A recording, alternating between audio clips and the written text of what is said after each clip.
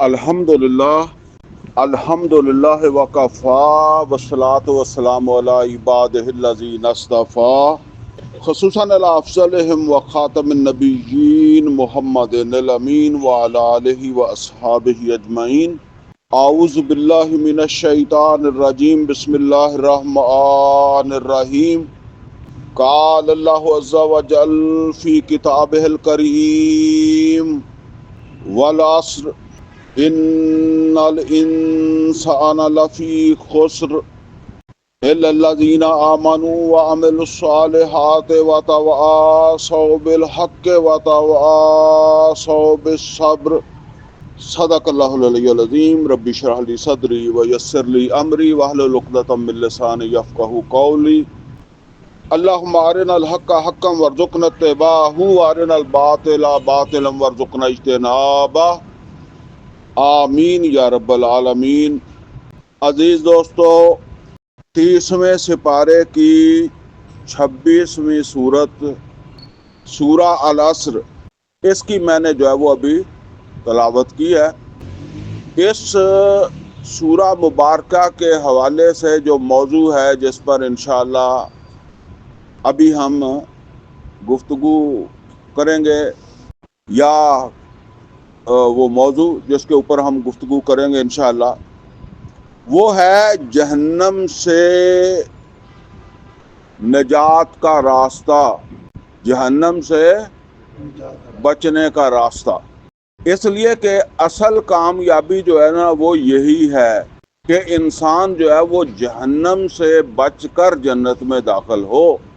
قرآن کریم کے اندر اللہ رب العزت نے ارشاد فرمایا کہ فَمَنْ زُحْزِحَ عَنِ النَّارِ وَأُدْخِلَ الْجَنَّةَ، جو آگ سے بچ کر جنت میں داخل ہوا، فَقَدْ فَازَ، وہ ہے کامیاب۔ تو اب ایسی کامیابی جسے اللہ کامیابی کہتا ہے، وہ حاصل کیسے ہو، وہ کون سا راستہ ہے؟ یہ بات سمجھ لیں جی، کامیابی جو ہے نا وہ تو ہماری اکثریت جو ہے وہ ایک تصور رکھتی ہے، اور وہ تصور غلط بھی نہیں ہے، کہ جس شخص کے اندر بھی رائی کے دانے کے برابر ایمان ہوگا تو وہ آخر جنت میں داخل ہو جائے گا، لیکن وہ آخر جنت میں داخل ہوگا، پہلے جنت میں داخل نہیں ہوگا۔ تو وہ پہلے کہاں داخل ہوگا؟ پہلے وہ داخل ہوگا جہنم میں، اور پھر اپنی سزا جو ہے وہ پوری کر کے بھگت کے پھر وہ آخر میں آئے گا جنت میں۔ اور احادیث کے اندر بھی اس کی کیفیت اللہ تعالیٰ نے بیان کی ہے۔ وہ کوئی جو ہے نا وہ جسے کہہ لیں کہ کو قابل فخر کامیابی نہیں ہے، اور اللہ تعالیٰ نے بھی جو ہے نا وہ کامیابی اسی کو قرار دیا ہے کہ جہنم سے بچ کر، آگ سے بچ کر انسان جو ہے وہ جنت میں داخل ہو۔ بہرحال اچھا، اسی طریقے سے بعض لوگ جو ہے وہ اس طرح کی بات کہہ دیتے ہیں، اور وہ بات بھی غلط نہیں ہے جو وہ کہہ دیتے ہیں۔ وہ کیا کہتے ہیں؟ وہ کہتا ہے جی اللہ کی تو مرضی ہے، جس کو چاہے جنت میں داخل کر دے اور جس کو چاہے جہنم میں داخل کر دے۔ تو یہ بات بھی بالکل صحیح ہے کہ اللہ تعالیٰ کا اختیار ہے، وہ جس کو چاہے جنت میں داخل کر دے اور جس کو چاہے جہنم میں داخل کر دے۔ قرآن کریم کے اندر جو وہ فرمایا یغفر لمن یشاء ویعذب من یشاء، جس کو چاہے وہ معاف کر دے، جس کو چاہے وہ عذاب دے دے۔ اب یہ بات سمجھ لیں کہ یہ جو اللہ تعالیٰ نے بات بتائی ہے کہ وہ جس کو چاہے بخش دے اور جس کو چاہے جو ہے وہ سزا دے، جہنم میں داخل کر دے، تو اس میں اس طرح تو بالکل نہیں بتایا گیا کہ جو آدمی بھی اچھے کام کرے گا، نماز پڑھے گا، روزہ رکھے گا، حج کرے گا، جہاد کرے گا، سچ بولے گا، تو اس کو اللہ تعالیٰ جو ہے وہ معاف نہیں کرے گا، اسے تو اللہ ڈالے گا جہنم میں، اور جو زنا کرے گا، جو شراب پیے گا، جو حرام کھائے گا، جو کم تولے گا، اس کو اللہ معاف کر کے جنت میں داخل کرے گا، ایسا تو بتایا نہیں ہے۔ لہذا یہ بات سمجھ لیں، یہ کلیتاً اللہ تعالیٰ کی اپنی ثواب دید پر یہ بات ہے، اور یہ بات میں جو ہے وہ سمجھایا کرتا ہوں۔ دیکھیں پاکستان کا جو آئین ہے نا، اس میں ایک گنجائش یہ رکھی گئی ہے کہ صدر پاکستان کسی بھی مجرم کو، قاتل کو معاف کر سکتا ہے، لیکن وہاں یہ نہیں کہیں لکھا ہوا کہ یہ منیر کو معاف کر دے گا یا ماسٹر صاحب کو معاف کر دے گا۔ جس کو صدر پاکستان کی منشا ہو اس کو وہ معاف کر دے سکتا ہے۔ لیکن آپ ذرا غور کریں کہ کبھی کوئی آدمی آپ نے بھولے سے بھی ایسا دیکھا ہے کہ جس نے اس تسلی پر کہ صدر پاکستان تو معاف کر ہی سکتا ہے نا، تو میں بھی 2-4 قتل کر دیتا ہوں۔ کوئی بندہ جو ہے وہ ایسا کام نہیں کرتا، حالانکہ صدر پاکستان جو ہے وہ ایک انسان ہے، اور انسان کو کئی طرح سے دباؤ ڈالا جا سکتا ہے، اس کی کوئی رشتہ داری ڈھونڈی جا سکتی ہے، اس کو کوئی لالچ دیا جا سکتا ہے، اسے کوئی خوف زدہ کیا جا سکتا ہے، کئی طرح سے اس کے اوپر اثر انداز ہو سکتا ہے بندہ، کوئی رشتہ داریاں نکال سکتا ہے اور معافی کروا سکتا ہے، لیکن پھر بھی کوئی ایسا بیوقوف آپ نہیں دیکھیں گے، بے شک وہ صدر پاکستان کا کتنا ہی قریبی رشتہ دار ہو، وہ بھی یہ کام اس وجہ سے نہیں کرے گا، اس حوصلے پر نہیں کرے گا کہ صدر پاکستان جو ہے وہ معاف کر سکتا ہے تو میں کر لوں۔ تو اب یہ بات ہے کہ اللہ تعالیٰ معاف جس کو چاہے کر دے، اس کے اوپر آدمی جو ہے وہ اتنی تسلی کر لے، جبکہ اللہ تعالیٰ کہتا ہے کہ نہ کوئی میری ماں ہے، نہ کوئی میرا باپ ہے، نہ کوئی میری بیوی ہے، نہ کوئی میری اولاد ہے، نہ کوئی میرے برابر کا ہے۔ یہ تو کوئی اب اس کی رشتہ داری کہاں سے ڈھونڈو گے پھر؟ جو صدر پاکستان کے ساتھ تو رشتہ داری ملا لو گے نا اللہ کے ساتھ۔ اس نے تو کہا میری کوئی رشتہ داری نہیں ہے کسی کے ساتھ، اور کوئی میری کسی کمزوری کی وجہ سے میرا دوست بھی نہیں ہے۔ وَلَمْ يَكُنْ لَهُ وَلِيٌّ مِّنَ الذُّلِّ، کوئی میری کمزوری بھی نہیں ہے۔ بعض اوقات کسی کی، صدر پاکستان کی بھی کوئی کمزوری ہو سکتی ہے، وہ کہیں گے ٹھیک ہے پھر اگر نہیں آپ کرتے تو پھر آپ کے ساتھ ایسے کروا لیتے ہیں، کوئی کمزوری تو اللہ کہتا ہے میری کوئی کمزوری بھی نہیں ہے، تو پھر اس کے ساتھ جو ہے وہ کس طرح ڈیل کرنا ہے یہ بھی سوچنا چاہیے۔ یہ غلط سوچ ہے۔ بہرحال اللہ نے ایک اختیار رکھا ہے، اور وہ اللہ تعالیٰ جو ہے وہ جو یہ بھی کوئی اللہ تعالیٰ نے بتایا نہیں ہے کہ میں کس کے حق میں کروں گا یا نہیں کروں گا، بس ایک رکھا ہوا ہے۔ میں اپنی طور پر یہ سمجھتا ہوں کہ بعض انسان ایسے کام کر جاتے ہیں کہ جو سمجھ لیں کہ بہت ہی بڑے ہوتے ہیں۔ مثال کے طور پر جب نبی صلی اللہ علیہ وسلم مکہ کے اندر جو ہے نا وہ ہجرت، آپ نے ہجرت سے پہلے جب طائف کی طرف ہجرت کی تھی، اصل میں نبی صلی اللہ علیہ وسلم نے وہ جو طائف کا سفر کیا تھا وہ اسی لیے کیا تھا کہ اگر وہاں کوئی سہارا مل جائے، کوئی اس طرح کا سردار ساتھ دینے والا بن جائے تو میں وہاں ہجرت کر جاؤں، کیونکہ مکہ میں ابو طالب فوت ہو چکے تھے اور خدیجہ الکبریٰ رضی اللہ تعالی عنہا وفات پا چکی تھی،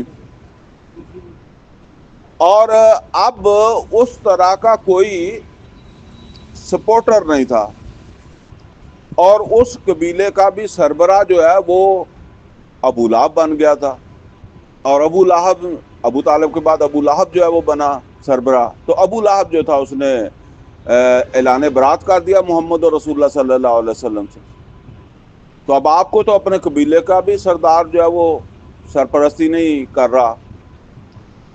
تو آپ گئے تھے وہاں طائف میں، اور طائف میں بہت برا سلوک ہوا، اور پھر آپ کو واپس مکہ آنا تھا، لیکن مکہ آنے سے آپ جو ہے وہ ہچکچا رہے تھے، کیونکہ کوئی پتہ نہیں رستے میں کوئی حملہ کر دے. تو نبی صلی اللہ علیہ وسلم نے باہر ہی، مکہ کی حدود کے باہر ہی جو ہے وہ پیغام بھیجا کچھ سرداروں کی طرف. بہرحال یہ عام لوگوں کو ان باتوں کا پتہ نہیں ہے، ان کو عجیب لگے گی. آخر ایک سردار تھا مطعم بن عدی، اس نے یہ حامی بھری. اس نے کہا کہ آپ آئیں، میری ذمہ داری ہے. وہ کوئی ایمان نہیں لایا تھا مطعم بن عدی، لیکن یہ جس طرح کچھ لوگوں کے اندر جو ہے وہ اخلاقی جرات بھی ہوتی ہے کہ چلیں جی اگر ہم سے مدد مانگی ہے تو ہم ان کی ہیلپ کرتے ہیں. اس نے ابو طالب بھی ایمان نہیں لائے تھے، ہیلپ کرتے رہے، ایسے اس نے بھی کی. نبی صلی اللہ علیہ وسلم کو اس نے کہا کہ آپ آ جائیں، پیغام بھیجا کہ آپ آ جائیں. اس نے جو ہے نا وہ جب یہ پیغام اس کا پہنچا نبی صلی اللہ علیہ وسلم کے پاس، تو نبی صلی اللہ علیہ وسلم نے فرمایا کہ ایسے نہیں میں آؤں گا، بلکہ تم خود آ کر ساتھ لے کر جاؤ. بہرحال وہ اپنے 4 بیٹوں کے ساتھ جو ہے وہ نکلا. 4 تھے یا 8 تھے، مجھے یہ ایگزیکٹ یاد نہیں ہے. وہ نکلا اور گیا وہاں، اور نبی کریم صلی اللہ علیہ وسلم کو اپنے ساتھ لے کر حرم کے اندر آیا، اور حرم میں آ کر اس نے اعلان کیا کہ آج سے محمد رسول اللہ صلی اللہ علیہ وسلم جو ہیں وہ میری امان میں ہیں، میری ذمہ داری پر مکے میں رہ رہے ہیں. تو جس نے، وہ تکڑا آدمی تھا نا، تو جس نے بھی کوئی ان کے ساتھ اونچ نیچ کی تو وہ پھر میرے ساتھ ہی کرنے والا ہے، پھر میرے ساتھ ہی نپٹے گا وہ. بہرحال اس کے جلدی بعد ہی نبی صلی اللہ علیہ وسلم ہجرت کر کے مدینے آ گیا، اور مدینے آنے کے بعد پھر غزوہ بدر ہوئی ہے. جب غزوہ بدر ہوئی ہے تو مشرکین کے 70 آدمی مارے گئے تھے اور 70 آدمی پکڑے گئے تھے. وہ جو 70 آدمی پکڑے گئے تھے نا، ان کو چھڑانے کے لیے انہوں نے نبی صلی اللہ علیہ وسلم سے رابطہ کیا. تو نبی صلی اللہ علیہ وسلم نے جو ہے وہ ان کو، آپ نے ایسے نہیں چھوڑا ایسے چھوڑنے کے لیے آپ تیار نہیں ہوئے. تو وہ مشرکین میں سے کسی آدمی نے کہا کہ ہم کس کی سفارش لائیں؟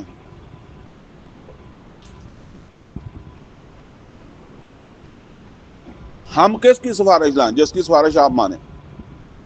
تو نبی صلی اللہ علیہ وسلم نے فرمایا کوئی نہیں ہے جس کی سفارش میں مانوں. ہاں، اگر آج مطعم بن عدی زندہ ہوتا، یہ نوٹ کریں کہ مطعم بن عدی اس عرصے میں فوت ہو گیا، ایمان لائے بغیر ہی فوت ہو گیا. تو نبی صلی اللہ علیہ وسلم نے فرمایا کہ آج اگر مطعم بن عدی زندہ ہوتا اور وہ مجھے کہتا کہ یہ 70 بندے چھوڑ دو، تو میں ایسے ہی چھوڑ دیتا. اب یہ بات ہے کہ ایمان تو نہیں لایا، کام بہت بڑا اس نے کیا، نبی صلی اللہ علیہ وسلم نے بھی مانا ہے.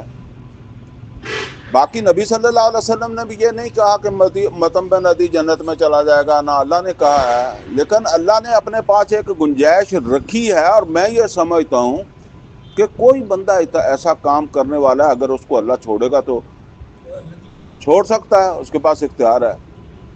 یہ کوئی آری ساری تیرے میرے جیسے جو ہے وہ اپنے حق میں سمجھ لیتے ہیں کہ جی یغفر لمن یشاء و یعذب من یشاء. یہ بہت غلط بات ہے، ٹھیک ہے نا.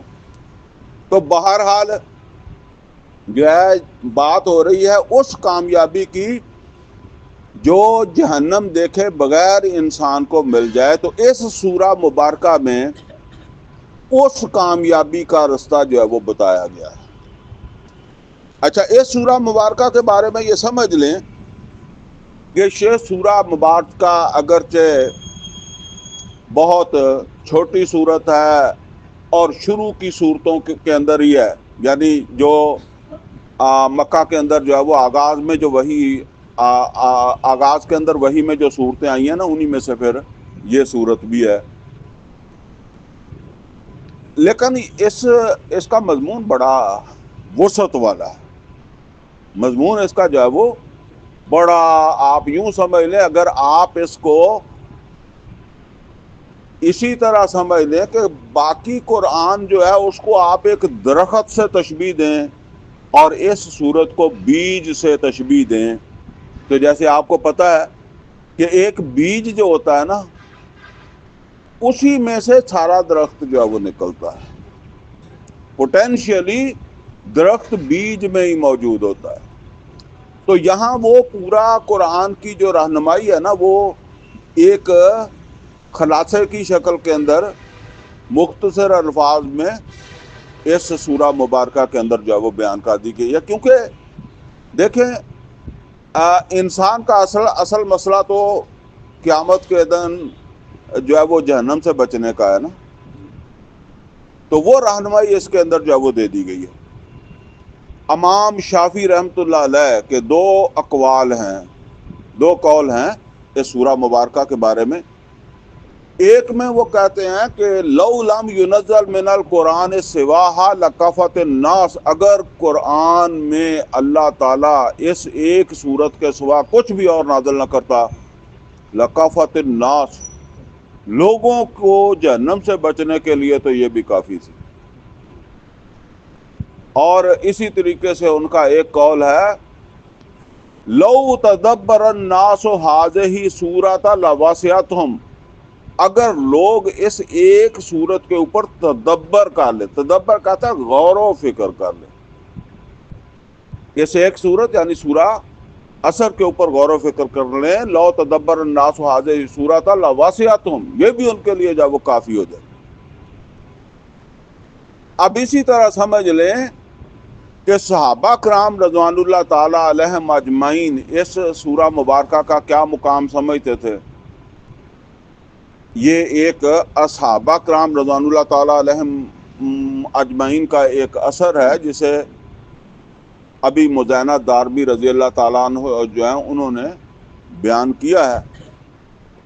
وہ کہتے ہیں کہ ان ابی مزینہ دارمی رضی اللہ تعالیٰ عنہ قال کان الرجلان من اصحاب النبی صلی اللہ علیہ وسلم اذا تقیا لم یتفرقا، کہ وہ ابو مزینہ دارمی رضی اللہ تعالیٰ عنہ کہتے ہیں کہ محمد رسول اللہ صلی اللہ علیہ وسلم کے صحابہ جب آپس میں کوئی ملاقات کرتے تھے تو اذا التقیا لم یتفرقا، بالکل علیحدہ نہیں ہوتے تھے، حتی احدہما یقرأ سورۃ العصر، یہاں تک کہ ان میں سے ہر ایک جو ہے وہ سورہ عصر سناتا تھا. حتی یقرأ احدہما علی الآخر سورۃ العصر ثم یسلم احدہما علی الآخر، پھر آخر میں وہ سلام کہہ کر جاتا تھا. اس کا مطلب یہ ہے کہ وہ بات کہ ہر مومن دوسرے مومن کا خیر خواہ ہے. تو ظاہر بات ہے کہ سب سے بڑی خیر کس چیز میں ہے؟ سب سے بڑی خیر جو ہے وہ نبی صلی اللہ علیہ وسلم فرما فَإِنَّ خَيْرَ الْحَدِيثِ کتاب اللہ، سب سے بڑی خیریت اور سب سے بڑا خیر تو قرآن ہے. اور یہ قرآن جو ہے یہ حقیقت میں خیر کس کے لیے ہے؟ جو جہنم سے بچ گیا، جنت میں داخل ہو گیا، اس کے لیے خیر ہے. تو اب ظاہر بات ہے کہ ایک ملاقات میں پورا قرآن دوسرے کو سنانا یا پھر اس سے جب وہ سننا یہ ممکن نہیں ہے. تو اس کا ایک خلاصہ وہ ایک دوسرے کو، حالانکہ یہ نہیں ہے کہ ان کو پتہ نہیں ہوتا تھا، بار بار رپیٹ ایک چیز جو ہے وہ بار بار دہرائی جائے، تاکہ جو میرا دوست آیا ہے، جو میرا بھائی ملاقات کے لیے آیا ہے، اس کی نظر آخرت پر ہی رہے، آخرت کی کامیابی پر رہے، اس رستے پر رہے، اور وہ اس کو سناتا تھا. یہ سورہ مبارکہ جو ہے نا جی، اس کا آغاز جو ہے وہ ایک قسم سے ہوتا ہے. قسم ہم عام طور پر بات کو مؤکد کرنے کے لیے کہتے ہیں، زور دینے کے لیے کہتے ہیں. مطلب ایک عام بات میں کروں کہ بھئی یہ بات اس طرح ہے، اور پھر میں قسم کھا کر کہوں اللہ کی قسم یہ بات اس طرح ہے، تو یہ قسم کے ساتھ بات جو ہے وہ زیادہ اس میں زور پیدا ہو جاتا ہے. ٹھیک ہے. باقی اللہ تعالیٰ کو قسم کھانے کی ضرورت نہیں ہے، اس لیے کہ اللہ نہ بھی قسم کھائے تو کسی کو کوئی شک ہو سکتا ہے کہ جی اللہ نے قسم تو سادہ سٹیٹمنٹ دی ہے. قرآن کریم میں آتا ہے وَمَنْ أَصْدَقُ مِنَ اللَّهِ قِيلًا، اپنی بات میں اللہ سے زیادہ جو ہے وہ کون سچا ہو سکتا ہے. یہ صرف مؤکد کرنے کے لیے. اور دوسری بات یہ سمجھ لیں کہ اس واو کا مطلب جو ہے وہ گواہی بھی ہوتا ہے. اصل کے اندر قسم میں دو چیزیں ہوتی ہیں نا. مثلا میں اللہ کی قسم کھاتا ہوں تو ایک تو میں نے اللہ تعالیٰ کی بڑائی کو مانا ہے، دوسرا اللہ کی گواہی کو مانا ہے، کیونکہ اللہ تو ہر جگہ موجود ہے نا. وہ مَعَکُمْ أَيْنَمَا كُنتُمْ، وہ تو تمہارے ساتھ ہے. تو جب میں کسی چیز کے اوپر حلف دے رہا ہوں، قسم دے رہا ہوں، تو گواہ کون ہے؟ اللہ بھی گواہ ہے نا. جیسے قرآن کریم میں فرمایا کہ کسی جگہ کوئی دو نہیں ہوتے، تیسرا اللہ ہوتا ہے، اور تین نہیں ہوتے، چوتھا اللہ ہوتا ہے. تو اسی طرح اللہ بھی ہے. لیکن یہ تو میں قسم کھاتا ہوں نا، تو اس میں دو چیزیں ہیں، ایک اللہ کی کبریائی، بڑائی، بزرگی، دوسرا اللہ کی گواہی. لیکن جب اللہ کسی چیز کی قسم کھائے گا تو بزرگی تو ختم ہو گئی. اس چیز میں کی بزرگی تو ختم ہو گئی، اس لیے کہ وہ جو اللہ سے زیادہ بزرگ ہوگی تو پھر اس کی بزرگی جو ہے وہ گنی جائے گی نا. اب قرآن کریم میں تو جو ہے وہ آپ یوں سمجھ لیں کہ بہت ساری قسمیں آئی ہیں، بتین والزیتون. تو اب تین اور زیتون جو ہے وہ اس کی کیا کہ اللہ سے زیادہ بزرگی ہے جی، کہ اللہ اس کی بزرگی کی وجہ سے کھا رہا ہے. اصل میں ان قسموں کے اندر صرف گواہی کا مفہوم ہوتا ہے. جب ہماری قسم میں دو ہوتے ہیں، مفہوم ہوتے ہیں، ایک ہے بزرگی اور دوسرا ہے گواہی. اور جب یہی قسم اللہ کھاتا ہے تو اس میں کیا ہے؟ صرف گواہی ہے. تو یہ گواہی کے طور پر یہاں یہ واو آئی ہے. فرمایا والعصر، اور یہ گواہی کس چیز کی پیش کی جا رہی ہے؟ العصر. عصر کہتے ہیں وقت کو. یہ نوٹ کر لیں کہ قرآن کریم میں عصر کا لفظ بھی آیا ہے اور دہر کا لفظ بھی آیا ہے اور وقت بھی آیا ہے. وقت بھی عربی کا ہی لفظ ہے. یہ قرآن کریم میں استعمال ہوئے ہیں. لیکن ہر ایک کے اندر تھوڑا تھوڑا فرق ہوتا ہے. مثال کے طور پر ہم کہتے ہیں جی زمانہ. کسی سے آپ پوچھیں زمانہ کسے کہتے ہیں، وہ کہتے ہیں زمانہ وقت. اور اسے کہیں وقت کسے کہتے ہیں، وقت زمانے کو کہتے ہیں. ہم نہیں کہہ دیتے بعض اوقات یہ ہمارے وقت میں ایسا نہیں ہوتا تھا، ہمارے زمانے میں ایسا نہیں ہوتا تھا. دونوں ٹھیک ہے نا. لیکن کبھی کبھی دونوں ٹھیک نہیں بھی ہوتے. مثال کے طور پر آپ کسی آدمی سے جب ٹائم پوچھتے ہیں تو آپ اسے کیا کہتے ہیں؟ کیا ٹائم ہوا؟ کیا آپ نے کہا کیا زمانہ ہوا؟ نہیں کہتے نا. اس کا مطلب یہ ہے کہ یہاں بھی دونوں نہیں استعمال ہوتے. کسی جگہ دونوں استعمال ہو سکتے ہیں اور کسی جگہ نہیں بھی ہوتے. تو اسی طرح سمجھ لیں کہ ان میں تھوڑا تھوڑا فرق بھی ہے. میں صرف عصر پر بات کروں گا کیونکہ پھر وقت زیادہ لگ جاتا ہے. عصر کہتے ہیں اس وقت کو جو گزر رہا ہے، یعنی اصل میں العصر میں اس کے گزرنے کی طرف جو ہے وہ اشارہ ہے. اور جو گزر رہا ہوتا ہے وہ کیا کرتا ہے؟ وہ پیچھے کیا چھوڑتا ہے؟ جو وقت گزرتا ہے وہ پیچھے گزرے وقت کے حالات چھوڑتا ہے، اور ان حالات کو ہم کیا کہتے ہیں؟ ہم کہتے ہیں تاریخ، ہسٹری۔ جو ہسٹری ہوتی ہے، تاریخ ہے، وہ کیا ہے؟ وہ گزرا ہوا وقت ہی ہے نا۔ گزرے وقت کے اندر یہ ہوا، اب وقت گزر رہا ہے۔ میں پچھلے ہفتے آیا تھا، 7 دن کی تاریخ بن گئی نا آج تک۔ اگلے ہفتے آؤں گا تو پھر 7 دن کی تاریخ ہسٹری کا حصہ بن گئی، جو ہو گیا ہو گیا۔ اب یہ گزرتا وقت جو پیچھے ایک ہسٹری بنا رہا ہے، تاریخ بنا رہا ہے، یہ کوئی رہنمائی بھی دے رہا ہے کہ نہیں دے رہا؟ کسی چیز کی گواہی دے رہا ہے؟ کیا گواہی دے رہا ہے؟ کہ دنیا کے اندر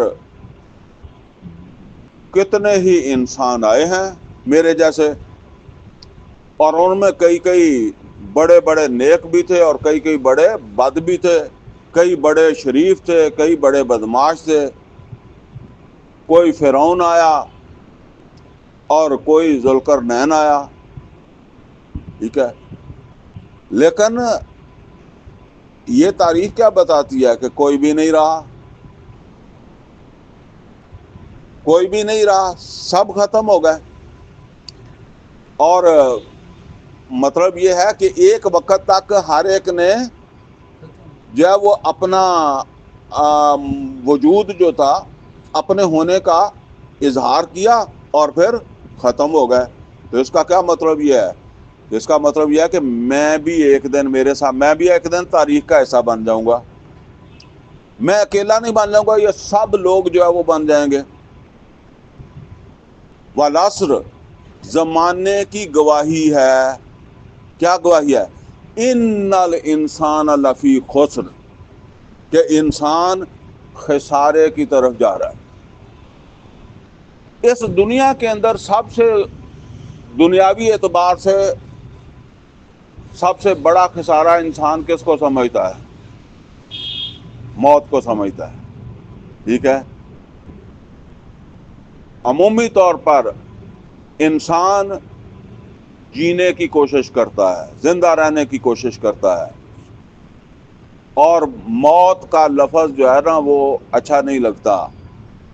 لیکن تاریخ کیا بتاتی ہے؟ وہ جو والعصر، اس نے کیا بتایا کہ نہیں، یہ دن بدن کدھر سفر کر رہا ہے؟ یہ تو موت کی طرف سفر کر رہا ہے، نقصان کی طرف چل رہا ہے، گھاٹے کی طرف کر رہا ہے۔ دنیاوی اعتبار سے تو یہی گھاٹا ہے۔ بھئی آپ یہ سمجھ لیں اچھے بندے کے لیے بھی اس کے عمل ختم ہو گیا، اب آگے جب موت آ گئی تو پھر وہ عمل اچھا کر سکے گا؟ نہیں کر سکے گا۔ جس طرح آپ یہ سمجھ لیں کہ ایک بچہ سکول کے اندر جو ہے وہ بیٹھا امتحان دے رہا ہے، 3 گھنٹے کا پیپر تھا، اس نے 1.5 گھنٹہ بیٹھ کر ہی گزار دیا، تو اب اس کا وقت تو کم ہو گیا۔ میری عمر آپ سمجھ لیں کہ 70 سال ہے، اور 70 سال میں نے کچھ نہیں کیا، آگے مجھے پتا نہیں ہے، یہ 70 سال تو اس میں ضائع ہو گیا نا، نقصان ہی ہو گیا نا۔ اور وہ نبی صلی اللہ علیہ وسلم نے فرمایا نا کہ جو ہے نا وہ مجھے اب وہ ایگزیکٹ اس طرح وہ حدیث یاد نہیں ہے، ایک آدمی کو لمبی زندگی ملی اور اس نے اچھے اعمال کر لیے، ٹھیک ہے نا، اور کوئی شخص جو ہے وہ جلدی فوت ہو گیا تو وہ اس سے پہلے جو ہے وہ جنت میں داخل ہو گیا، جو بعد میں فوت ہوا جلدی داخل ہو گیا، اس لیے کہ اس کے اعمال زیادہ ہو گئے، ٹھیک ہے نا۔ تو اب زندہ رہے گا تو موقع ہے نا۔ تو اس اعتبار سے ایک تو یہ سمجھ لیں کہ ہر آدمی اپنا پیپر جو ہے نا اس کا وقت جو ہے نا وہ ختم ہو رہا ہے، یہ نقصان ہو رہا ہے۔ کبھی آپ جو شائننگ اسٹوڈنٹ ہوتے ہیں نا ان کو بڑی قدر ہوتی ہے اور 3 گھنٹے کے 1 منٹ کی، پھر بھی وہ آخر میں کہتا ہے یار کوئی 15 منٹ اور مل جاتے نا، ٹھیک ہے، تو میں اور بھی لکھ لیتا۔ تو اس وجہ سے جلدی لکھے جس نے جو لکھنا ہے، وقت ضائع نہ کرے، ٹھیک ہے نا، کیونکہ وقت ختم ہو رہا ہے۔ والعصر ان الانسان لفی خسر، کہ انسان خسارے کی طرف جا رہا ہے۔ اب یہ بات سمجھ لیں کہ ویسے دنیا کے اندر انسان سکھی نہیں ہوتا۔ اللہ تعالیٰ نے قرآن کریم کے اندر فرمایا ہے لَقَدْ خَلَقْنَا الْإِنسَانَ فِي كَبَدٍ، ہم نے انسان کو مشقت میں پیدا کیا ہے۔ اور آپ دیکھیں صبح سے شام تک ہر آدمی جو ہے وہ مشقت کی زندگی گزارا ہے، کوئی امیر ہو کوئی غریب ہو۔ لمبی بحث میں جائیں گے تو اور بھی بات بڑھتی چلی جائے گی، لیکن یہ سمجھ لیں جب کسی آدمی کا بڑھاپا آ جائے نا تو اسے پوچھیں کہ زندگی بھر میں کیا کیا، ٹھیک ہے، یا خود سوچیں، آپ کو پتہ لگ جائے گا، ٹھیک ہے۔ بس بچے ہی پالے ہیں، کوئی مکان وغیرہ بنا لیے، بس سارا وقت تو اسی کے اندر جو ہے وہ لگا دیا نا۔ یہ اگر سارا وقت یہاں لگا دیا ہے تو یہ تو آپ نے اپنا آخرت کا نقصان کر لیا ہے۔ اگر میں نے ایسا کیا تو اپنا آخرت کا نقصان کر لیا۔ اللہ تعالیٰ قرآن حکیم کے اندر ارشاد فرماتے ہیں یا ایھا الانسان انک کادح الی ربک کدحا فملاقی، اے انسان تو نے دھکے کھاتے گرتے پڑتے ہم سے ملاقات کرنی ہے۔ اب ایک آدمی وہ ملاقات کی تیاری نہیں ہے اور چلا گیا ہے، اب ظاہر بات ہے کہ یہ دھکے کھاتے صبح شام دکان کاروبار اسی کے اندر کرتے کرتے ایک وقت وہ آ جائے گا کہ جب موت کا فرشتہ آ جائے گا، اور موت کا فرشتہ جب آ گیا تو اب آنکھ کب کھلنی ہے؟ حشر کے دن۔ مطلب یہ ہے کہ اب اعمال نامہ تو بند ہو گیا، جو تو نے کرنا تھا کر لیا۔ اب آنکھ جب کھلنی ہے تو اب وہ فیصلے کے لیے کھلنی ہے۔ اب یا تو ہار گیا فیل ہو گیا یا تو کامیاب ہو گیا۔ اور قرآن کریم میں اللہ تعالیٰ نے فرمایا کہ اس حساب کتاب کے دن جس کو بھی اللہ تعالیٰ نے جو ہے وہ گزار دیا، جیسے ہم کہتے ہیں نا کہ بعض اوقات آدمی جو ہے وہ کسی کے سامنے پیش ہوتا ہے، وہ اسے کہتا ہے کہ اچھا ٹھیک ہے جاؤ۔ وَمَن يُصْرِفْ عَنْهُ يَوْمَئِذٍ فَقَدْ رَحِمَهُ، یہ قیامت کے دن کی بات ہو رہی ہے۔ مَن يُصْرِفْ عَنْهُ يَوْمَئِذٍ فَقَدْ رَحِمَهُ، جس کو اس دن اللہ تعالیٰ نے یسرف، جاؤ تم فارغ ہو، اللہ نے فارغ کر دیا۔ وَمَن يُصْرِفْ عَنْهُ يَوْمَئِذٍ فَقَدْ رَحِمَهُ، وہ ہے جس کے اوپر اللہ کی رحمت ہوئی۔ وَذَلِكَ الْفَوْزُ الْعَظِيمُ، اور یہ بہت بڑی کامیابی ہے کہ کوئی اللہ کے پاس سے جو ہے وہ چھوٹ کے آ جائے۔ اور دوسرا کیا فرمایا؟ قل، اے نبی صلی اللہ علیہ وسلم کہہ دیں ان الخاسرین الذین خسروا انفسهم واہلیہم یوم القیامہ، اے نبی صلی اللہ علیہ وسلم ان سے کہہ دیں اصل خسارہ پانے والے، اصل گھاٹے میں جانے والے تو وہ ہیں جو خود خسارے میں پڑ گئے یا ان کے اہل و عیال خسارے میں پڑ گئے یوم القیامت۔ یوم القیامت کون سا خسارہ ہے؟ جہنم کا۔ خود پھنس گیا، بیوی بچے پھنس گئے، فرمایا الا ذالک هو الخسران المبین، آگاہ ہو جاؤ، یہ ہے اصل خسارہ، کھلا خسارہ۔ وہ دنیا میں تم جس کو خسارہ سمجھتے رہے کہ دکان پہ خسارہ آ گیا، کاروبار میں خسارہ آ گیا، اولاد کا خسارہ ہو گیا، یہ خسارہ نہیں تھا، یہ ہے خسارہ۔ تو یہاں جو بات فرمائی جا رہی ہے نا وہ یہ ہے والعصر ان الانسان لفی خسر،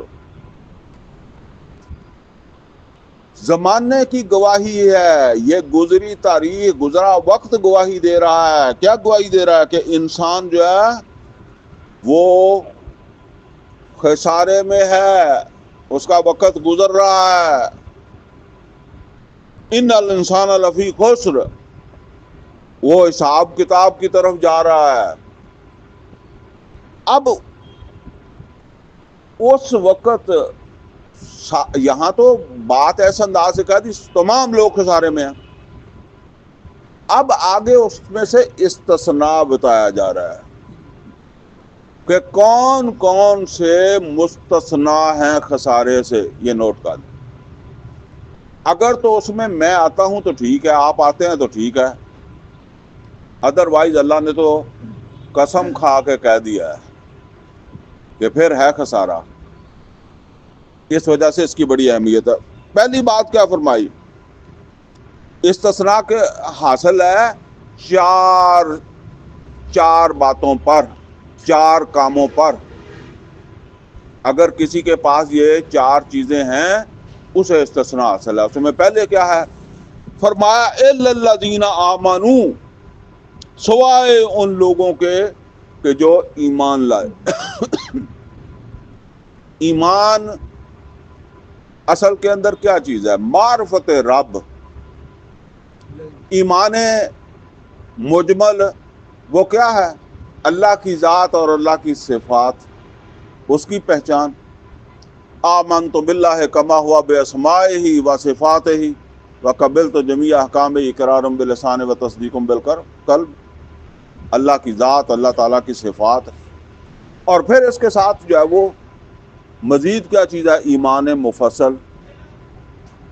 اور وہ ایمان مفصل جو ہے اس میں پھر جو ہے وہ رسولوں پر ایمان، کتابوں پر ایمان، جنت و دوزخ کے اوپر جو ہے وہ ایمان، اور چیزیں اس کے اندر بھی جو ہے وہ شامل ہو جاتی ہیں. آخرت کے اوپر جو ہے وہ ایمان، تقدیر کے اوپر ایمان. تو پہلی چیز جو بتائی جا رہی ہے وہ یہ ہے کہ ایمان لائیں. الا الذین آمنوا، ایمان لائیں. اور ایمان کے بعد دوسری چیز کیا ہے؟ جو یہ سمجھ لیں کہ اگر ایمان ہے تو ایمان کا پھر جس طرح میں نے بتایا تھا نا کہ بیج ہے، تو بیج اگر زمین میں لگا ہے اور زندہ بیج لگا ہے تو اب اس سے کے اوپر ایک شگوفہ پھوٹتا ہے. چھوٹا سا پودا پھوٹتا ہے نا. مردہ بیج میں بھی پھوٹتا ہے؟ نہیں پھوٹتا، زندہ بیج میں ہی پھوٹتا ہے. تو زندہ اگر ایمان ہے، ایمان واقعی، زندہ سے مراد اگر واقعی ایمان ہے، تو اب اس سے ایک پودا نکلے گا، اس کا نام ہے عمل صالح. عمل صالح کیا ہے؟ یعنی ایک ہے صالح اور ایک ہوتا ہے غیر صالح. ہمارے ہاں وہ ایک ہوتی ہے وہ چیز جو آپ کو کام دے رہی ہے، اور ایک ہو گئی ہے نکارہ. ایک ہے کار آمد، وہ انگریزی میں کہتے ہیں سروسیبل، ان سروسیبل. ٹھیک ہے نا؟ تو ایسا عمل کہ جو انسان کو اوپر اٹھائے، فائدہ دے، اور آخرت کے اندر جہنم سے بچانے میں مددگار ہو سکے، وہ ہے عمل صالح. اگر اس عمل نے اسے کوئی فائدہ نہیں دیا، وہ تو پھر عمل ایسے ہی ایک بیکار عمل ہے اس نے جو کیا ہے. ٹھیک ہے نا؟ تو یہی بات جو ہے وہ سورہ 3 کے اندر بھی جو ہے وہ بتائی گئی نا، الا الذین آمنوا وعملوا الصالحات فلہم اجر غیر ممنون. ٹھیک ہے نا؟ تو انہوں نے ساتھ عمل کیے ہوں، صالح عمل جو ہے وہ کیے ہوں. تو اب ظاہر بات ہے جی، یہ ایمان اور عمل صالح کے اندر بڑا گہرا تعلق ہے. میں نے ابھی آپ کو بتایا کہ بیج اگر زندہ ہے تو اس سے پودا نکلے گا، اور اسی طریقے سے اگر ایمان واقعتاً حقیقی ہے تو اس سے عمل صالح خود بخود برآمد ہو جائے گا.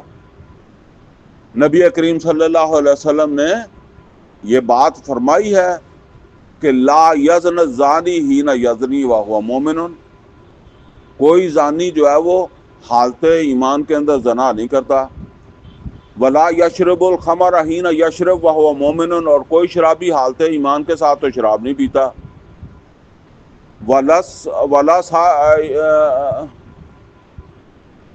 لا یزن الزانی حین یزنی وہو مومن ولا یسرق السارق حین یسرق وہو مومن، اور کوئی چور جو ہے وہ ایمان کے ساتھ تو چوری نہیں کرتا اور کوئی ایمان کے ساتھ زنا نہیں کرتا۔ پھر کیا مسئلہ ہے؟ اصل کے اندر وہ ایمان جو ہے نا وہی نیچے آ گیا ہے، وہ نیچے آ گیا ہے، اس میں کوئی قوت ہی نہیں رہی۔ جیسے بیج آپ زمین کے اندر کاشت کرتے ہیں نا، تو کئی دفعہ آپ کو باہر پتہ ہی نہیں ہوتا، اگر اس کو توڑ کر دیکھیں تو اندر سے مرا ہوا ہوتا ہے، اس میں جان ہی نہیں ہوتی، تو نظر تو آ رہا ہے۔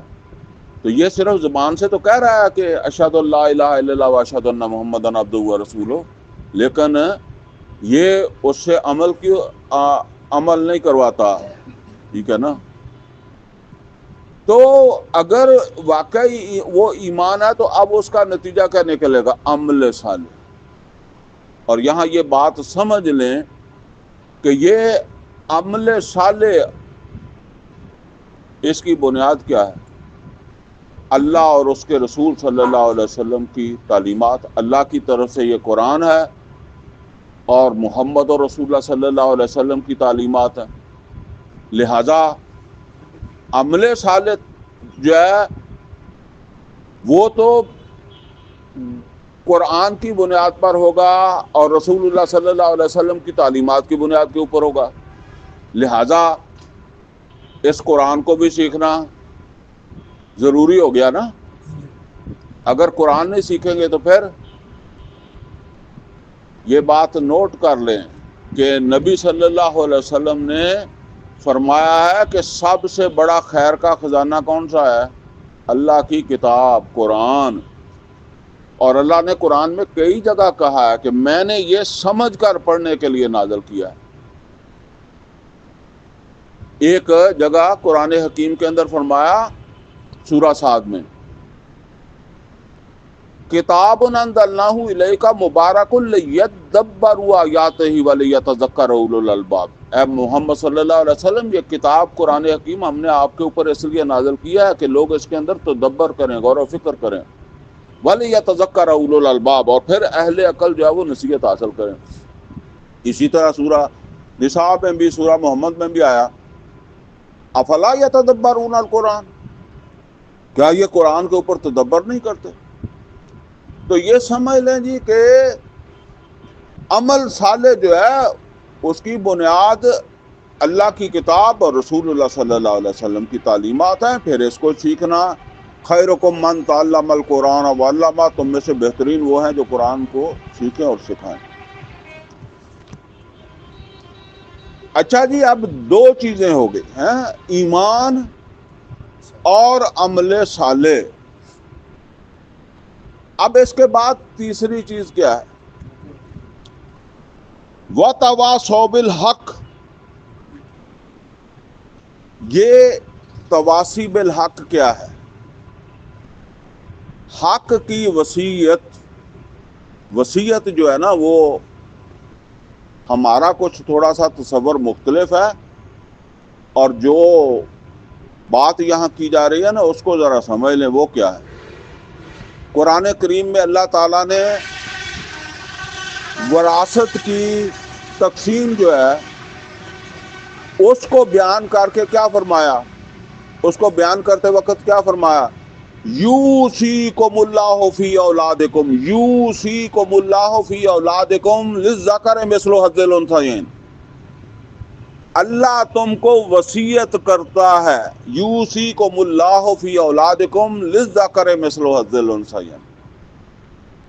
تو اس کا پھر کیا مطلب سمجھا؟ اللہ تمہیں تاکید کرتا ہے۔ تو وصیت کا کیا مطلب ہوا؟ تاکید۔ اور ہمارے ہاں عام طور پر ہم اپنے کہتے ہیں میں نے بڑی تاکید کی تھی۔ پرانے زمانے میں تو یہ لفظ بہت استعمال کرتے تھے لوگ، میں نے اپنی اولاد کو تاکید کی ہے۔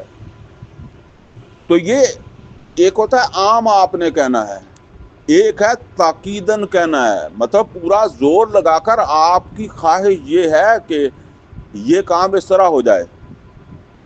ٹھیک ہے نا. تو اب دوسرا کام یہ ہے وَتَوَاصَوْا بِالْحَقِّ، اور انہوں نے حق کی دوسروں کو تاکید کی. میں نے جو اتنا زور لگا کر بات کی اس کا مطلب کیا ہے کہ رستے میں جاتے جاتے کسی کو کہہ دینا اور نہیں ہے. ایک یہ ہے کہ پورا زور لگا کر تبلیغ کرنا اور پورا زور لگا کر دعوت قرآن. یہ تبلیغ بھی قرآن کی ہے اور دعوت بھی قرآن کی ہے. محمد اور رسول اللہ صلی اللہ علیہ وسلم نے جو تبلیغ کی ہے وہ قرآن کی ہے. یہ مجھے اس لیے بتانا پڑتا ہے کہ لوگوں کو یہ بھی صحیح پتہ نہیں ہے کہ اصل میں تبلیغ کسی مسلک کی نہیں ہوتی. اور جب آپ قرآن کی تبلیغ کریں گے تو اس میں آپ کا مسلک آنا ہی نہیں ہے. جس وجہ سے آپ کے یہ مسلک بنے ہیں نا بریلوی دیوبندی اہل حدیث، یہ آنا ہی نہیں ہے. نہ اس میں رفع جدین آنا ہے، نہ اس میں اونچی آمین آنا ہے، نہ آہستہ آمین آنا، نہ اونچی جنازے کا آنا ہے، نہ آہستہ جنازے کا آنا ہے. یہ بات نوٹ کر لیں. اصل چیز کیا ہے جس سے اللہ تعالیٰ نے روک دیا ہے، اللہ کے رسول نے روک دیا ہے، اور جس کا حکم دے دیا اللہ نے، اللہ کے رسول صلی اللہ علیہ وسلم، وہ ہے اصل چیز. باقی اس کے بعد جو چیزیں ہیں وہ فروعی ہیں اور اس میں اختلاف بھی ہو سکتا ہے، کوئی مسئلہ نہیں ہے. اس میں آراء کا اختلاف ہو سکتا ہے. اگر جس کی تاکید اللہ کے رسول نے نہیں کی، اللہ نے نہیں کی، اور جس سے اللہ کے رسول نے تاکیدن منع نہیں کیا، اللہ کے رسول نے منع نہیں کیا، تو آپ خام خواہ پریشان ہوتے ہیں. ٹھیک ہے. وہ جو میں اکثر کہا کرتا ہوں نا، ان چیزوں پر ایک ترغیب تو ہو سکتی ہے، تبلیغ نہیں ہو سکتی. ٹھیک ہے نا. ہاں، جو آدمی جس کو سمجھتا ہے وہ اس پر عمل کر لے، بس اتنی بات. تو بہرحال یہ جو تاکید کرنی ہے، یہ تبلیغ کرنی ہے، یہ دعوت کا کام کرنا ہے. وَتَوَاصَوْا بِالْحَقِّ، دوسروں کو اللہ کی کتاب جو ہے اس کی وصیت کرنی ہے، اس کا یہ پیغام پہنچانا ہے، اس کی تاکید کرنی ہے. اور تاکید میں نے پہلے بتا چکا ہوں کہ یہ صرف ایسا ہی نہیں ہے جیسے محمد اور رسول اللہ صلی اللہ علیہ وسلم نے پہنچ کر لوگوں تک یہ بات پہنچانے کی کوشش کی ہے نا. ایسا تو نہیں تھا کہ آپ نے کہا کہ جو میرے پاس آ جائے گا بس اس کو میں سنا دیا کروں گا، بلکہ کوشش کر کے جو ہے وہ دوسروں تک اللہ کا پیغام جو ہے وہ پہنچانا ہے. اور سب سے پہلے تو خود ہی پیغام آتا ہوگا تو پہنچانا ہے نا. دیکھیں ہم میں سے اکثر لوگ اس بات کو سمجھتے نہیں ہیں. صبح فجر کی نماز پڑھی ہے، میں ویسے پوچھتا نہیں لیکن مجھے اس بات کا یقین ہے کہ 2% لوگوں کو پتا ہوگا صبح مولوی صاحب نے کی پڑھا، صبح فجر میں مولوی صاحب نے کیا پڑھا تھا. اچھا، آپ اس کو عام طور پر کیا سمجھتے ہیں کہ جی وہاں جانا ہے تو ثواب لینے جانا ہے. ثواب تو بعد کی بات ہے، یہ آپ کی تربیتی کلاس ہے. نماز کیا ہے؟ یہ تو تربیت ہے کہ بھئی ایک نہا دھو کے منہ ہاتھ، آپ بچہ جب پڑھتا ہو اس کو نیند آتی ہو، آپ کہتے ہیں اٹھ کر منہ دھو کے آؤ، منہ دھو کے فریش ہو کے اب اللہ کا کلام سنو، پھر جا کے تو نے دکان پہ بیٹھنا ہے. اس کلام کا تیرے اوپر اثر ہو تو جس کو سمجھ نہیں ہے اس کے اوپر کیا اثر ہونا ہے اس کا. تو یہ اصل تو اس لیے ہے یہ نماز. باقی ثواب تو بعد کی بات ہے، ہم میرا ثواب ہی سمجھتے ہیں کہ یہ صرف ثواب کے لیے. بہرحال فرمایا اِلَّا الَّذِينَ آمَنُوا وَعَمِلُوا الصَّالِحَاتِ وَتَوَاصَوْا بِالْحَقِّ. اور یہ نبی صلی اللہ علیہ وسلم کی ایک حدیث بھی ہے جس میں نبی صلی اللہ علیہ وسلم نے فرمایا کہ تم میں سے کوئی شخص مومن نہیں ہو سکتا جب تک وہ اپنے بھائی کے لیے بھی وہی پسند نہ کرے جو وہ اپنے لیے پسند کرتا. اگر اپنے لیے جنت پسند کی ہے تو پھر اب دوسرے کے لیے بھی. اگر خود کو جہنم سے نفرت ہے، بچنے کی کوشش کر رہے ہو تو دوسروں کو بھی بچاؤ. یہ اصل کے اندر ذمہ داری بطور امتی تو یہ کام ہے. دیکھیں، اگر عمل کی بات تھی تو عمل محمد اور رسول اللہ صلی اللہ علیہ وسلم غار حرا میں بھی بیٹھ کر سکتے تھے آرام سے. اگر اپنے عمل کی بات. لیکن بات یہ ہے کہ رسول کی ڈیوٹی نہیں ہو سکتی تھی غار حرا میں بیٹھے بیٹھے, پیغام نہیں آگے پہنچتا تھا. اب ہم امتی ہیں تو امتی کی ذمہ داری صرف یہ نہیں ہے کہ وہ کسی مسجد میں بیٹھ گیا ہے, کسی مدرسے میں بیٹھ گیا ہے, کسی جگہ اس نے جو ہے وہ اپنا کوئی جو ہے وہ خانقاہ بنا لی ہے, یا کوئی اپنا اس طرح کا سسٹم بنا لیا ہے. اس نے آگے پہنچانے کے لیے جو ہے وہ پورا زور لگانا ہے. ٹھیک ہے, جو بھی جائز طریقہ اختیار کر سکے وہ کرے, اور اس پیغام کو جو ہے وہ آگے پہنچانا ہے. اسی کو کہا گیا, سورہ بقرہ کے اندر کہا گیا وَكَذَلِكَ جَعَلْنَاكُمْ أُمَّةً وَسَطًا لِتَكُونُوا شُهَدَاءَ عَلَى النَّاسِ وَيَكُونَ الرَّسُولُ عَلَيْكُمْ شَهِيدًا. یہ شہداء ہے جس کو تم نے پہنچانا ہے, پہنچاؤ گے تو شہداء میں شمار ہوگے. اور محمد رسول اللہ صلی اللہ علیہ وسلم بھی یہ پہنچا کر ہی شہید بنے. اور بنی اسرائیل جو ہے ان کا جرم یہ ہے کہ انہوں نے شہادہ پہنچایا نہیں بلکہ چھپایا. وَمَنْ أَظْلَمُ مِمَّنْ كَتَمَ شَهَادَةً عِندَهُ مِنَ اللَّهِ. اور اسی طرح سورہ آل عمران کے اندر فرمایا كُنْتُمْ خَيْرَ أُمَّةٍ أُخْرِجَتْ لِلنَّاسِ تَأْمُرُونَ بِالْمَعْرُوفِ وَتَنْهَوْنَ عَنِ الْمُنكَرِ وَتُؤْمِنُونَ بِاللَّهِ. تم معروف کا حکم دو, منکرات سے روکو, اللہ پر پختہ ایمان رکھو. تو یہ اصل کے اندر جو ہے نا وہ دوسرا کام ہے جی. اب چوتھی اور آخری چیز کیا ہے؟ وَتَوَاصَوْا بِالصَّبْرِ. چوتھی چیز ہے صبر کی تاکید. جس طرح حق کی تاکید, اسی طرح صبر کی بھی تاکید میں بتا چکا ہوں پورا زور لگا کر. اچھا, یہ بات سمجھ لیں, جب آپ حق لوگوں تک پہنچائیں گے تو پھر کچھ باتیں تو لوگ برداشت کر لیں گے, کچھ برداشت نہیں کریں گے. مثال کے طور پر آپ کل ظہر جائیں اور جا کر جو ہے نا وہ مارکیٹ میں یہ ساتھ غلہ منڈی ہے اس میں چلے جائیں یا دکانوں پہ چلے جائیں اور جا کر لوگوں کو نماز کی دعوت دیں. اور میرا دعویٰ یہ ہے کہ کوئی آدمی آپ کی نماز, بشرطے کہ وہ مسلمان کی دکان ہو, وہ اہل حدیث ہو, بریلوی ہو, دیوبندی ہو, کوئی بھی ہو, وہ آپ کو برا بھلا نہیں کہے گا, نہ آپ سے لڑے گا, آپ کو ایک اچھا آدمی مانے گا. اور میرا خیال یہ ہے کہ زیادہ تر آپ کو یہ بھی کہیں گے کہ جی آپ بیٹھیں ذرا, آپ کو چائے پلاتے ہیں. ٹھیک ہے, تو چائے کی بھی آفر ہو رہی ہے, نماز کی آپ تبلیغ کر رہے ہیں, دعوت دے رہے ہیں. قرآن میں نماز کا ہے نا, کوئی ایسی بات نہیں. اچھا, اب جب وہ چائے کی آفر دے لے نا تو پھر اس کے بعد آپ اسے کہیں جی یہ جو ناپ تول کے اندر کمی بیشی کرتے ہیں نا, یہ بہت بڑا جرم ہے, یہ اللہ کے عذاب کو دعوت دے رہے ہیں آپ. اللہ نے ایک پیغمبر شعیب علیہ الصلوۃ والسلام بھیجے تھے اور انہوں نے بات نہیں مانی تھی. دنیا کے اندر بھی ان کو تباہ کیا تھا, اور آخرت میں بھی ان کے لیے جہنم ہے. جو آپ کم تولتے ہیں, جو آپ جھوٹ بولتے ہیں, جو آپ ملاوٹ والا سودا بیچتے ہیں, جو آپ جو ہے وہ اور کوئی غلط کام کرتے ہیں, تو اب آپ کو یہ سمجھ آ جائے گی کہ دوبارہ یہ تبلیغ نہیں کرنی. ٹھیک ہے نا.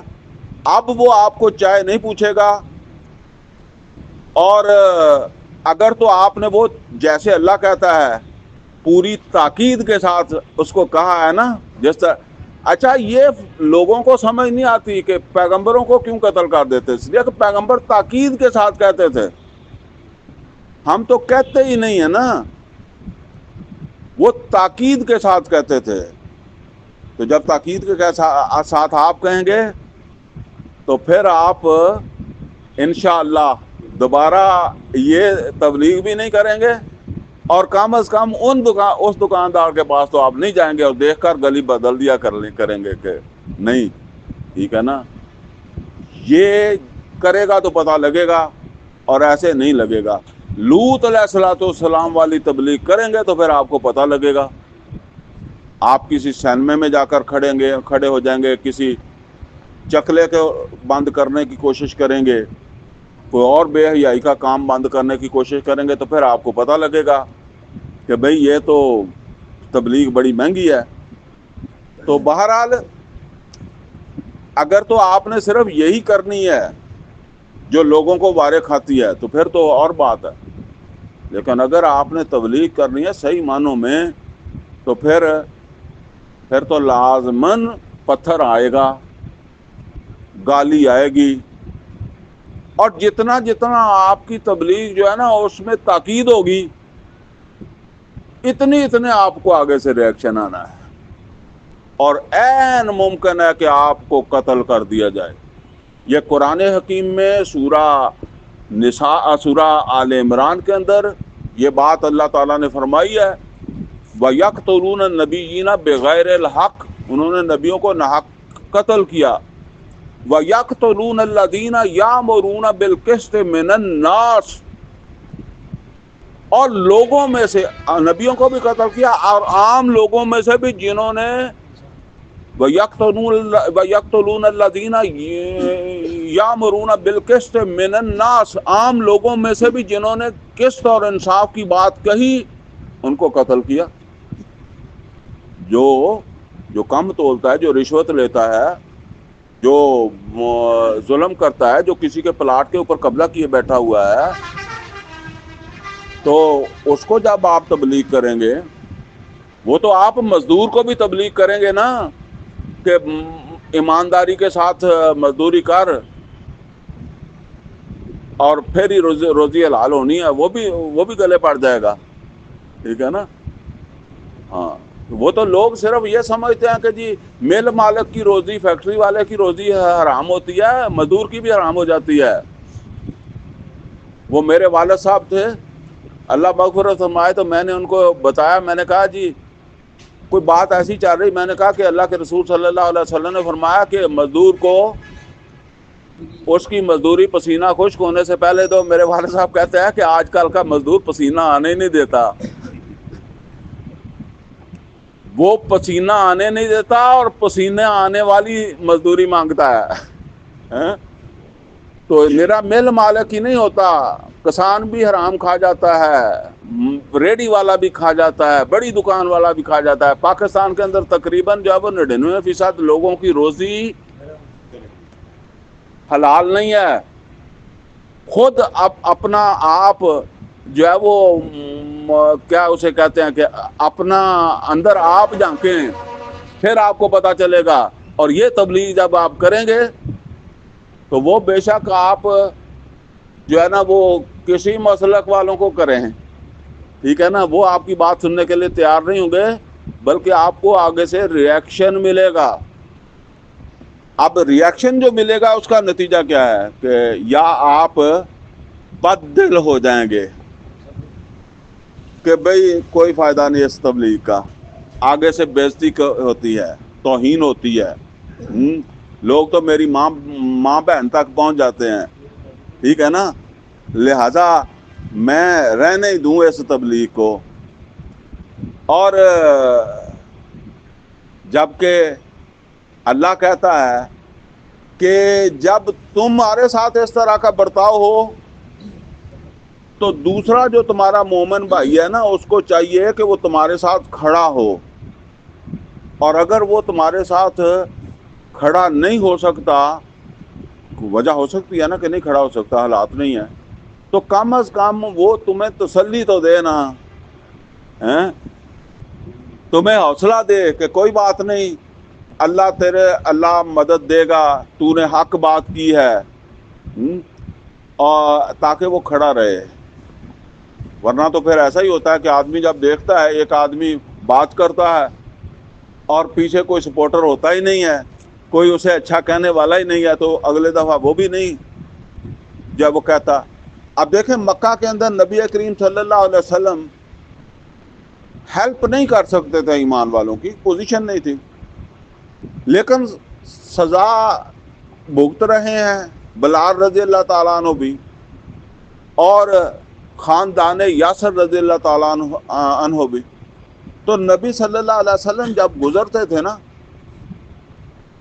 یہ ایک دن نہیں کئی دن تک ظلم ہوتا رہا۔ نبی صلی اللہ علیہ وسلم گزرتے تو گزرتے گزرتے کہتے اسبرو یا آل یاسر اسبرو، صبر کر لو اے یاسر کے گھر والوں، صبر کر لو، ان موعدکم الجنہ، اس کا بدلہ تمہیں اللہ جنت دے گا۔ اگر تو تم ویسے اس کے ساتھ کھڑے ہو کر مدد کر سکتے پھر تو کرو، ورنہ یہ کم سے کم پھر یہ ہے کہ اس کو کوئی تسلی دو، حوصلہ دو، تاکہ وہ بد دل نہ ہو جائے، رک نہ جائے۔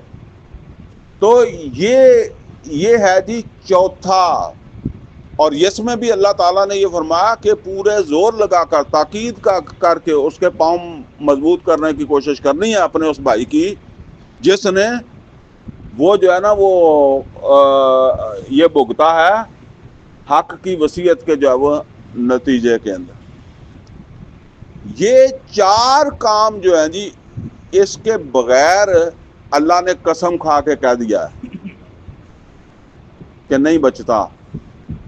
امام راضی رحمۃ اللہ علیہ انہوں نے 30 جلدوں میں ایک تفسیر لکھی ہے، اور وہ جب اس صورت کے اوپر آئے ہیں نا تو انہوں نے کہا کہ اعلموا لوگو یہ بات جان لو، ان هذه الآیات فیہا وعید شدید، ان آیات میں اللہ تعالیٰ نے سخت وارننگ دے دی ہے۔ ان هذه الآیات فیہا وعید شدید ذالک لأنہ حکم بالخسار علی جمیع الناس، یہ اس لیے کہ اللہ تعالیٰ نے سب لوگوں کے لیے خسارے کا اعلان کر دیا ہے۔